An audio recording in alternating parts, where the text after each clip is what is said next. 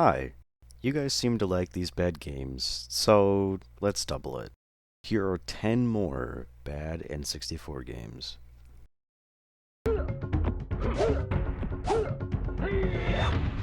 I wanted to start this video off with a banger, and holy moly, I felt like I set myself up for failure when playing this game.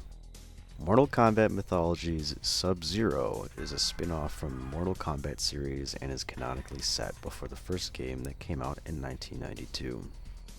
Controlling Bihan, an Elder Sub-Zero, you are tasked with finding Shinnok's amulet in a side-scrolling Mortal Kombat fighting game, which in theory sounds fun, but in actuality...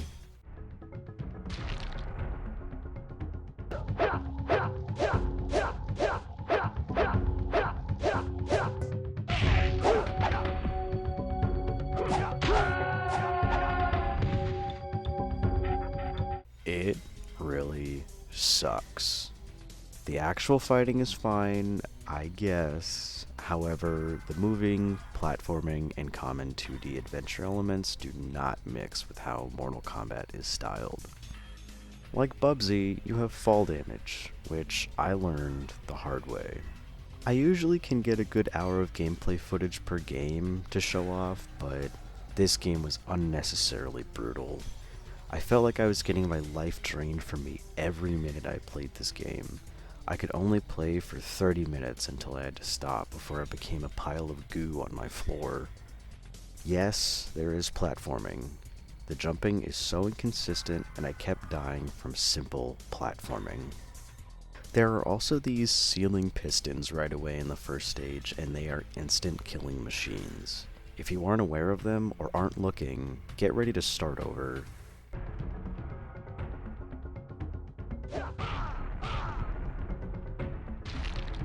It is way too easy to run into them. Your speed is also either really fast or very slow. It does not help with how wide the hitboxes are on these piston things.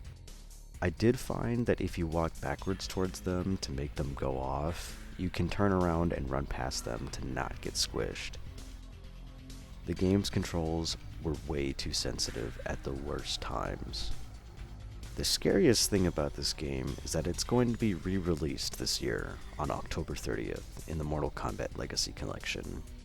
So good luck, Mortal Kombat 100% fans. I hope there is a rewind feature for you.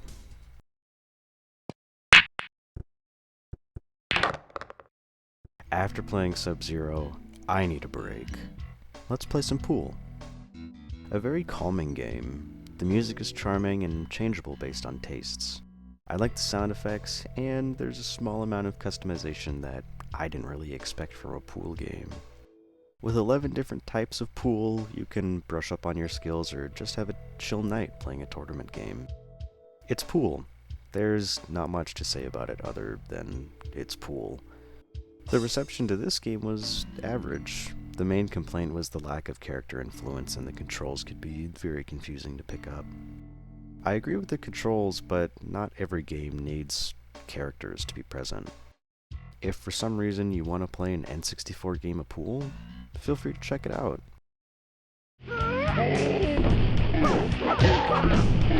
What the hell is this game? I feel like I was losing my mind playing what I thought was a simple fighting game. Whoever was in charge of the sound effects in this game has officially become one of my sleep paralysis sleeper agents.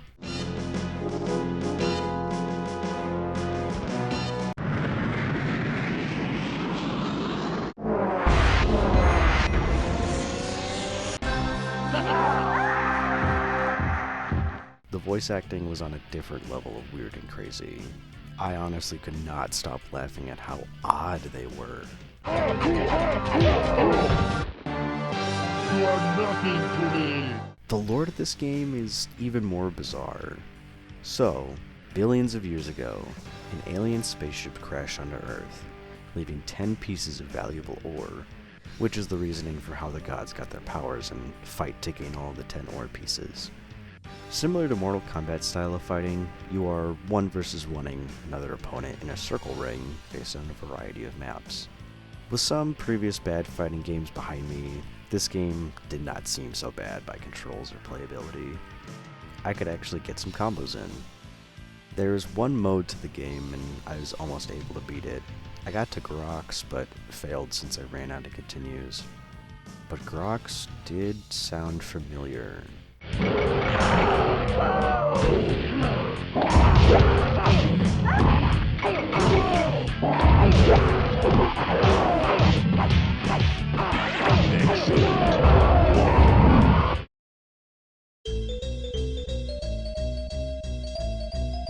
Rat Attack, originally released for the PlayStation 1 in 1999, and later for the N64 in 2000. I want to clarify that I'm totally using a totally real and totally legit N64 to play these games. I really want this game to work on my N64, but unfortunately it kept crashing after I beat the first level. So I don't have a lot of my own footage outside of this first area. I find this game to be really charming actually. You have a choice between different cats and are tasked with capturing a certain amount of mice per stage. To capture the required amount of mice, you have to collect them within a rectangular area that you stretch out from your cat, like a lasso or a net. After collecting the mice, you return them to a circle pad to count them up. Visually, it has a mix of Rugrats and Courage the Cowardly Dog to it. I wish I could play more of it, but I didn't have time to test out the PlayStation 1 version of it. Maybe in the future I might come back to it. You can, however, buy this game for $10 on GOG, weirdly enough, but that is up to you. Feel free to head to the bathroom because this one is over. Holy shit, that's a long fucking name. World Championship Wrestling Backstage Assault came out in 2000 and is the last WCW titled game before WWF took over. This game took away all the joy I had with previous games I played so far in this video. The only thing that kept me playing was how I could use my own created character in the stages. Dolly Parton, you are a true World Championship wrestler in my eyes. To be honest, I really had no idea what I was doing. I was not a big wrestling fan in my youth, and I could only recognize about 3 names in this roster. When it comes to actually fighting, all I kept doing was hitting my opponents with a metal pipe or the chair. It was the only other ounce of fun I could gather from this game. Why were the characters so realistic but the stages were so cartoony? Why is the stage set up like that? Why do the characters feel like fighting when they want to? If you wondered how many copies of this game were sold, it was only around 200,000 copies in its lifetime. To put that into perspective, Elden Ring sold 3 times more copies in 1 hour compared to this game's lifetime.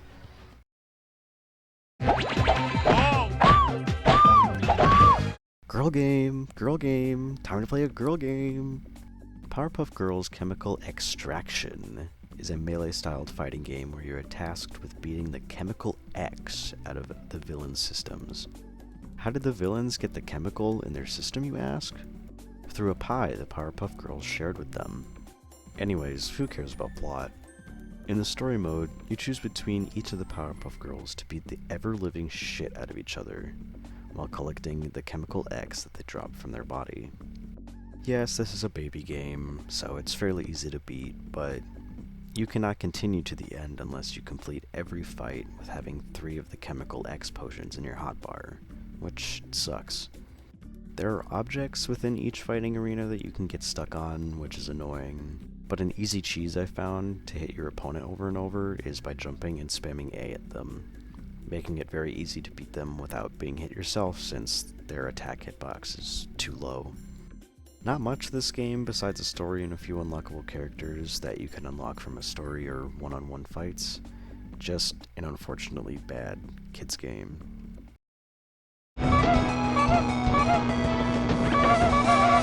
Penny Racers released in 1999 and is based on the toy line called Choro Q in Japan.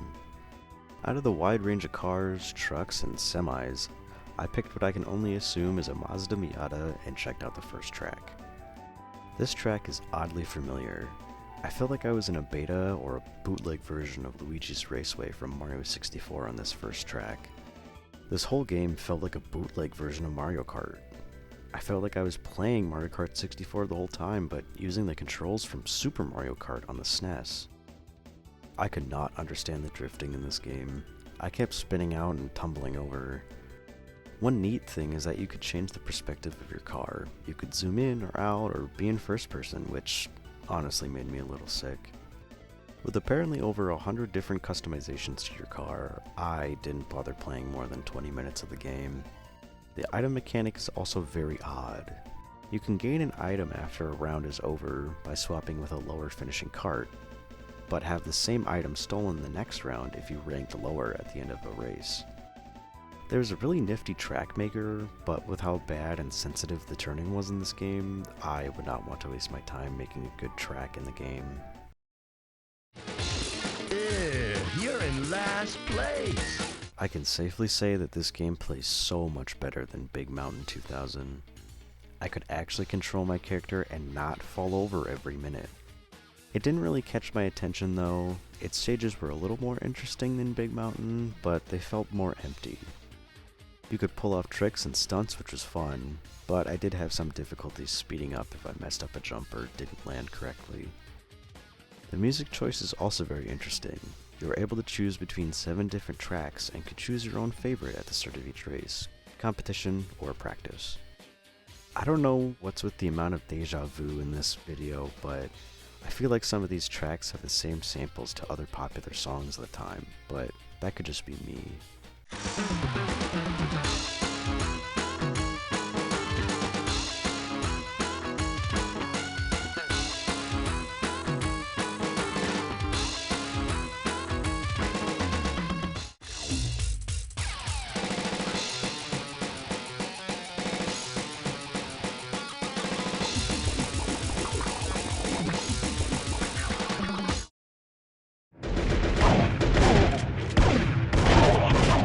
Getting into the boomer shooters of gaming, Turok Rage Wars released in 1999.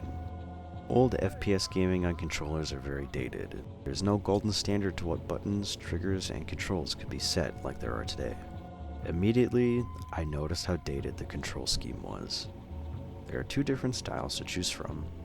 The control style you are automatically given, Normal, moves your character with the C buttons and looks around with the control stick. However, if you change to the other style, Arcade, your movement changes similarly to tank controls, where the control stick is your movement forwards and backwards. You can strafe with the left and right C buttons and look up and down with the corresponding C buttons. A and B are the same for both styles, along with L, R, and Z buttons. I hated this control scheme. I'm not gonna lie to you, I really hated it. I found the arcade style to be the most sense, but man was it a struggle to do anything. I am so used to moving around with my left thumb and looking around with my right thumb for FPS games on a controller.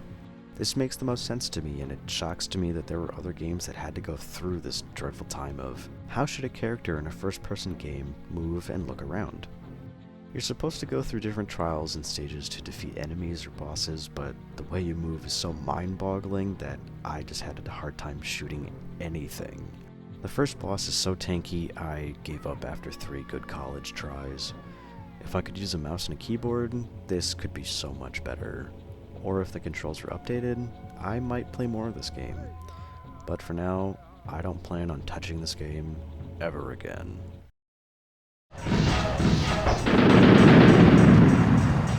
John Romero's Daikatana, or commonly known as just Daikatana, released in 2000 for the N64 and Windows of the same year. If John Romero sounds familiar, he was a lead developer in Wolfenstein, Doom, and Quake. Similar to Turok, the controls were very outdated, but there was a big difference. The controls were as close to a modern FPS game as they could for the N64. The only issue was that you move with the C buttons and look with the control stick. Like I said before, I want to move with my left thumb and look with my right thumb. It's just muscle memory at this point. I did get more accustomed to the controls after playing for a while, which did make the game more enjoyable. Reeling back into the story, the game starts off with a near 10-minute long cutscene detailing the game's plot, which is so detailed I'd highly encourage you to watch it on your own time. Daikatana had also been through development hell for at least 4 years, with controversy in the gaming industry and within its own development company. Turns out taking $30,000 in company funds and buying a BMW is a bad idea. Anyways, Graphically, it is dated, even for late N64 standards. However, I will give it some points back for how much cinematography and cutscenes are in the game. Taking controls and dated graphics out of the equation, this game is very fun to play, and I would recommend playing the PC version if you get the chance. I do also plan on playing this game in the future on my own time. The lore in Daikatana is so odd, and the areas are so unique the further you get into the game. I want to say that it has a visual demake of Cyberpunk with an influence on classic Source games like Half-Life. This game would be so much more recognized if it wasn't for its long development and unfortunate marketing. Again, I would recommend giving this game a shot if you're into boomer shooters. If not, just read up on the story. It has such a shocking turn of events near the end. With that, those were 10 bad N64 games, making 20 bad N64 games in total that I've played on this channel. Not all of them are bad, some definitely were, but there are some that were just interesting to play. I would like to thank all of you for watching my videos. I did not expect my first video to blow up so quickly. By the time I'm recording this video, episode 2 is scheduled, so I don't know how you guys will like that one as much as the first. Nonetheless, thank you for the nice comments. I really appreciate it. And to repeat the outro to my previous videos, to anyone that got these games for Christmas, a birthday, or a holiday, I am so sorry.